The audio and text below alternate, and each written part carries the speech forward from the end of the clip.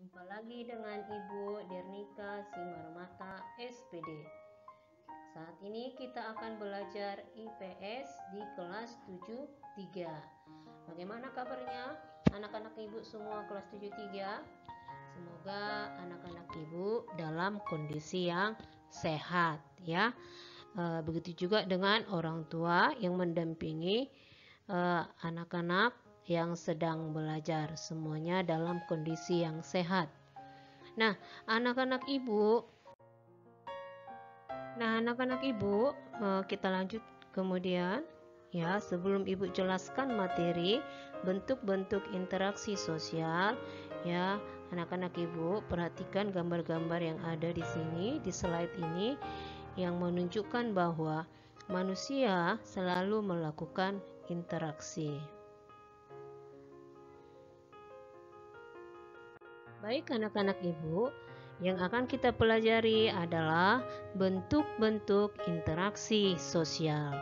Bentuk interaksi sosial ada dua jenis, satu asosiatif, yang kedua disosiatif ya.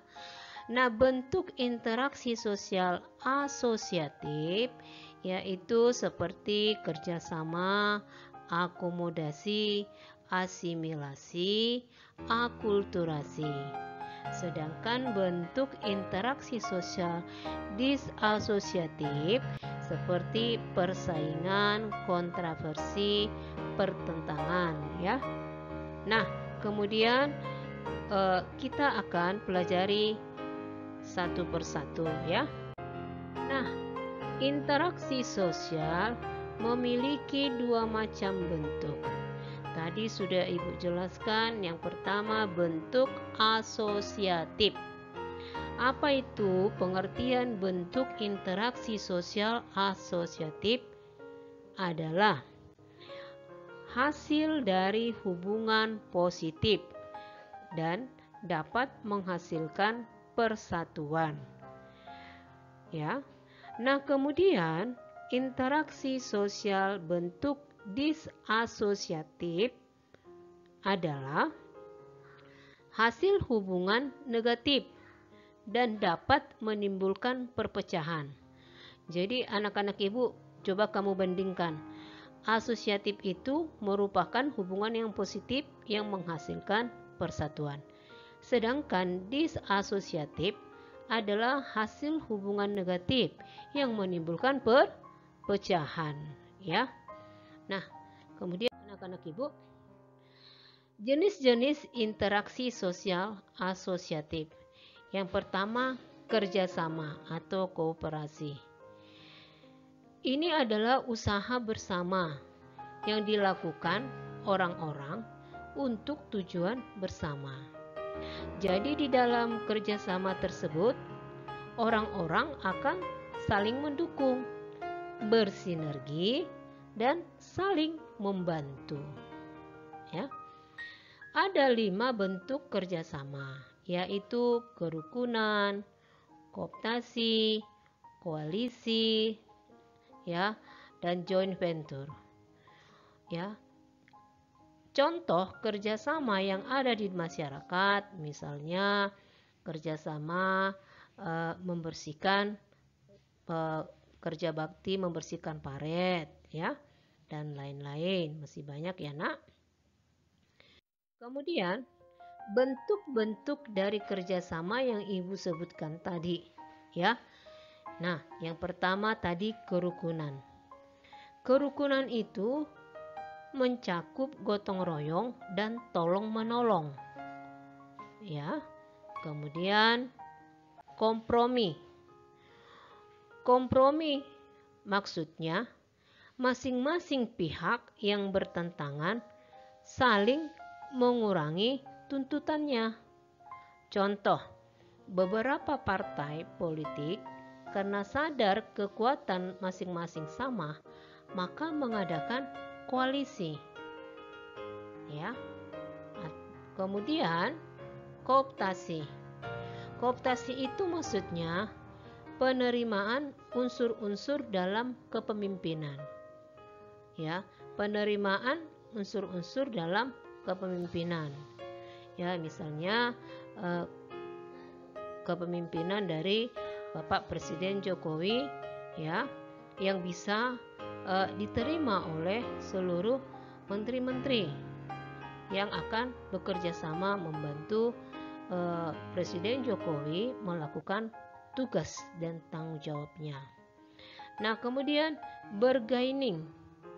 Bargaining itu merupakan perjanjian pertukaran barang dan jasa.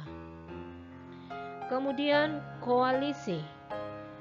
Kerjasama antara dua organisasi atau lebih mencapai tujuan yang sama. Kemudian joint venture, yaitu kerjasama dengan pihak lain dalam pengusahaan proyek-proyek tertentu.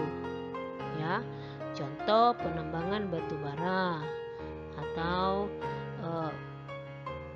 perusahaan Freeport. Ya. Nah, anak-anak ibu, selanjutnya akomodasi.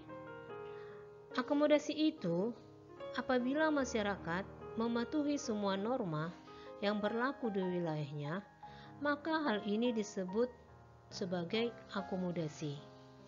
Tujuannya adalah menyatukan pemahaman dari berbagai kelompok tersebut sehingga tidak ada lagi yang bertikai. Bentuk-bentuk akomodasi seperti arbitrasi, mediasi, konsiliasi, toleransi, adjudikasi, koersi. Ya. Nah, kemudian anak-anak ibu, bentuk-bentuk akomodasi yang ibu jelaskan tadi, yang pertama arbitrasi. Apa yang dimaksud dengan arbitrasi? Yaitu bentuk akomodasi dengan menggunakan jasa pihak ketiga.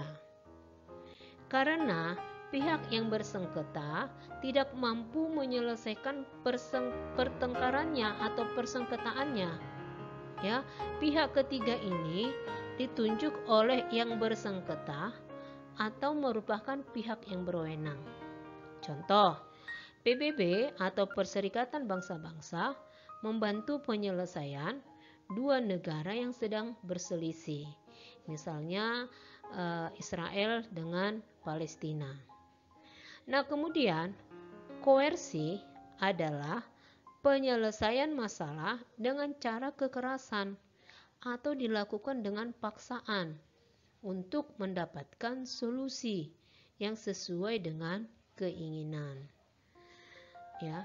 Nah, kemudian mediasi merupakan suatu upaya penyelesaian masalah atau konflik antara dua pihak yang berselisih dengan bantuan pihak ketiga atau pihak penengah. Ya, anak-anak ibu. Kemudian adjudikasi. Adjudikasi itu merupakan sebuah cara yang digunakan untuk menyelesaikan sengketa atau konflik antara dua pihak dengan melibatkan orang lain sebagai pihak ketiga. Ya, adjudikasi ini biasanya penyelesaian pertentangan melalui pengadilan. Ya, contoh persidangan bagi para koruptor atau pembunuh. Nah, kemudian kompromi. Kompromi ini yaitu masing-masing pihak yang bertentangan saling mengurangi tuntutannya. Ya, contoh beberapa partai politik karena sadar kekuatannya masing-masing sama, maka mereka mengadakan koalisi. Kemudian asimilasi. Asimilasi ini adalah peleburan dua kebudayaan yang berbeda dan menjadi satu kebudayaan baru untuk tujuan bersama. Ya. Nah, di sini sudah ada ibu buat contohnya ya. Kemudian akulturasi. Secara umum, pengertian akulturasi merupakan suatu perpaduan budaya yang kemudian menghasilkan budaya baru tanpa menghilangkan unsur-unsur asli dalam budaya tersebut, ya. Misalnya ini contohnya perpaduan antara musik tradisional dengan musik modern, ya, menghasilkan sebuah musik yang enak didengar, yang indah didengar, di mana unsur-unsur budaya baru tetap bisa kita lihat, ya. Nah, itu maksudnya akulturasi. Nah, sampai di sini pelajaran kita anak-anak Ibu. Saat ini Ibu tidak memberikan tugas, tetapi silakan kamu lengkapi catatanmu, ya. Kalau Ibu tidak kasih tugas bukan berarti kamu tidak belajar, tetapi buat ringkasan catatanmu, ya. Sewaktu-waktu Ibu kumpul catatan, ya, kamu tidak terburu-buru mengerjakannya, ya. Nah, sampai di sini pelajarannya. Kita bertemu lagi untuk pertemuan selanjutnya. Terima kasih.